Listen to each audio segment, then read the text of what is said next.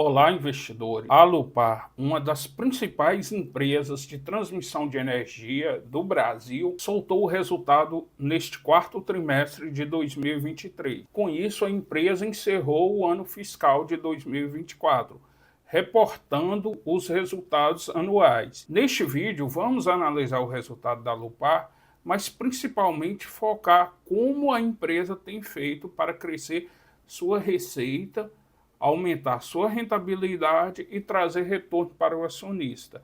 Logo após a introdução, iniciaremos.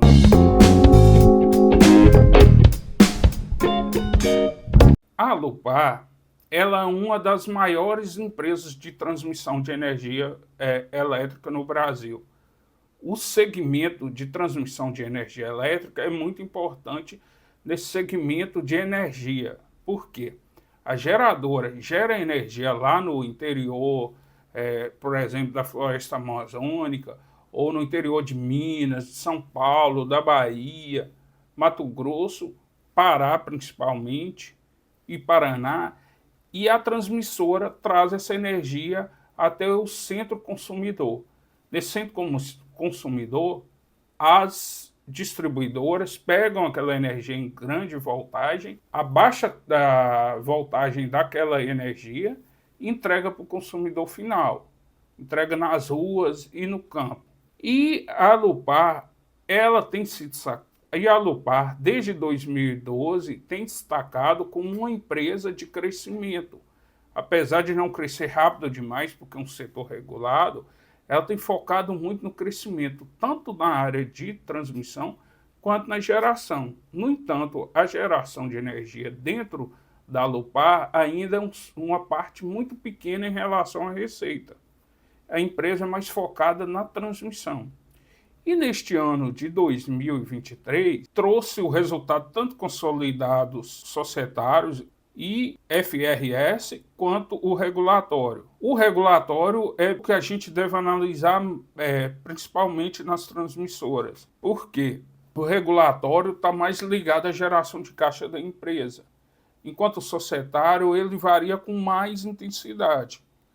E o que se percebe aqui é que a receita líquida houve um aumento de 3,6%, né, chegando a 787 milhões. O EBITDA aqui regulatório houve um pequeno aumento de 0,5%. O lucro líquido da empresa houve um pequeno decréscimo aqui. Mas o lucro líquido consolidado, o aumento foi muito mais considerável, né? E a dívida líquida da empresa também ficou mais ou menos aqui, mais ou menos no mesmo patamar. Uma diferença de apenas 1,5 ponto percentual. Aqui a análise anual, a receita houve um aumento de 7%, o EBITDA dela houve um aumento de 7%, chegando a 2,6 bilhões de reais, né? E o lucro líquido aqui, visão Alupar, foi de 668 milhões de reais, um aumento de 27%. Aqui em relação às units dela, o aumento chegou a 2,19, ou seja, R$ 2,19. A dívida líquida continua no mesmo patamar, mas o importante aqui, o investidor analisar, é que houve uma redução aqui da dívida líquida sobre o EBITDA. Por quê? O EBITDA subiu e a empresa não fez grandes emissões de dívida. A Alupar construiu boa parte das transmissoras mais antigas, que está na TBE, que é uma empresa que tem algumas concessões. Ela montou essa empresa juntamente com a CEMIG Transmissão de Energia. No entanto, a CEMIG fez o repasse, a venda dessa participação à Taesa. E a Alupar tem boa parte das receitas advindas ali, daquela concessão. E quando ela reporta aqui o lucro líquido societário, é que ela está considerando, quando ela reporta aqui o lucro líquido visão Alupar, é que ela está considerando apenas parte daquele lucro líquido da TBE. E a vantagem aqui é que a gente percebe que a empresa tem feito um controle aqui de custos para manter mais ou menos o mesmo endividamento, apesar dos juros muito altos nesse momento. Aqui é importante ver que a Alupar, que ela tem aqui a parte de transmissão, que está aqui em verde, e tem algumas empresas aqui que fazem parte do... Algumas concessões dela faz parte aqui da TBE, que é em sociedade hoje com a Taesa, mas quando foi implantado, a sociedade era com a CEMIG. A empresa tem aqui algumas concessões que vão vencer até o ano de 2032. É importante sempre analisar quanto em relação à receita vai vencer até essa data. O que percebemos também é que a Alupar está tendo um crescimento muito grande, passando por períodos de acumulação, como o que aconteceu de 2011 a 2018, e um crescimento mais robusto de 2019 em diante. Aqui já a parte de geração dela também está um crescimento robusto, porém um crescimento mais uniforme, né? Todo ano aqui a gente percebe que ela cresce um pouquinho. Então, no início aqui de 2011, ela tinha 179 megawatts. Agora está em 798.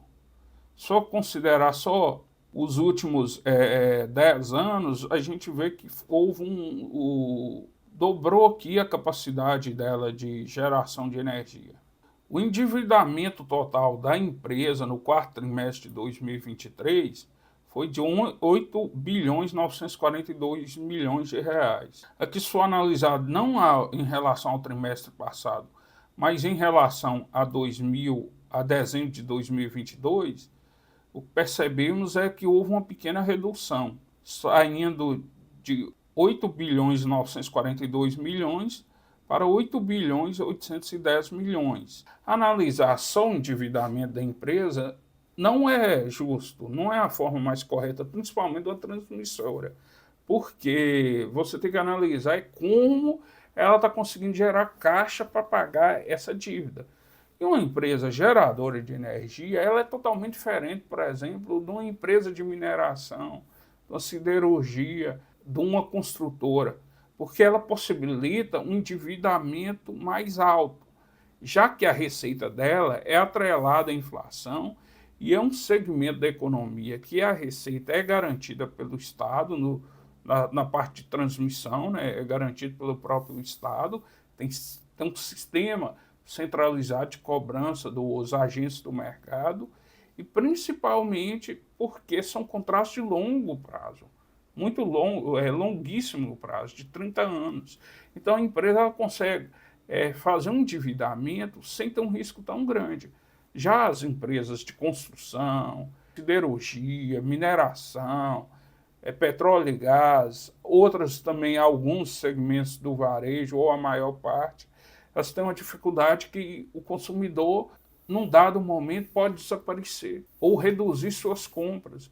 Então a empresa fica sem receita, sem geração de caixa para pagar a dívida. A transmissora, como ela está num segmento que é muito importante da economia e que tem receitas atreladas a contratos longos, a questão dela ter default de algum agente, ou seja, de um agente parar de pagar a conta, é muito baixo. E, mesmo assim, a empresa conseguiu reduzir seu endividamento, que ela fez isso sem reduzir os dividendos. Analisando aqui o resultado da Alupar, ele foi 694 milhões de reais de lucro líquido, considerando apenas a Alupar, sem considerar, analisando apenas a parte da controladora, sem analisar o conjunto das empresas que fazem parte do grupo, né? Analisando só a parte da controladora. Como eu disse, a TBE tem boa parte da receita e do lucro da empresa vem da TBE. E a TBE, 49% pertence à Taesa. Aqui, a empresa descreve que ela já fez aqui pagamentos, né? Que ela já fez alguns pagamentos, que ela manteve alguns lucros para ser distribuído após a Assembleia, E ainda tem aqui dividendos a pagar de 237 milhões de reais. Aqui ela já pagou 347 milhões, claro, com essa reserva aqui. Aqui está falando que ela fez uma bonificação de ações no início do ano passado e ela fez um investimento muito grande nesse período aqui, chegando a 644 milhões de reais. Claro que analisando em relação ao ano anterior, houve uma redução aqui nos investimentos, né?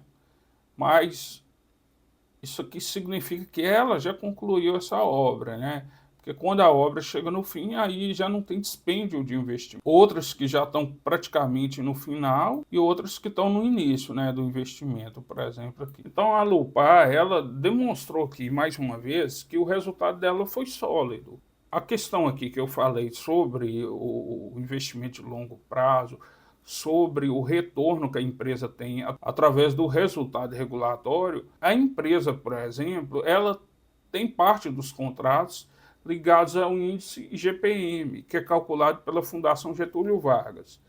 A desvantagem de ter contratos ligados ao IGPM, porque é um índice que há uma volatilidade muito grande.